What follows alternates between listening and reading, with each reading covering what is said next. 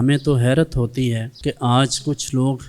یزید کے بارے میں نرم گوشہ رکھتے ہیں اور اس کے بارے میں لوگوں کو لیم ایکسکیوزز کر کے بتاتے ہیں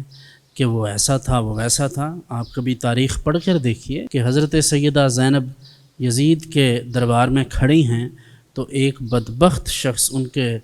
بارے میں اشارہ کر کے کہتا ہے کہ یہ لڑکی مجھے دے دو۔ آپ اندازہ کیجئے کہ بندے کا کلیجہ منہ کو آتا ہے اور انسان کے قدموں تلے سے زمین نکل جاتی ہے کہ خاندان نبوت کے لیے اس قدر بیہودہ الفاظ استعمال کیے گئے۔ تو یہ دربار یزید ہی تھا جس نے اتنی جرأت دی لوگوں کو کہ خاندان رسالت کی مخدرات پر اس قدر بیہودہ قسم کی گفتگو کی جائے۔ خاندان رسالت مآب وہ ہے، حضرت خاتون جنت کل قیامت کے دن جب تشریف لائیں گی تو حکم ہوگا کہ اے اہل محشر اپنی نگاہیں نیچی کر لو کہ فاطمہ بنت محمد تشریف لا رہی ہیں۔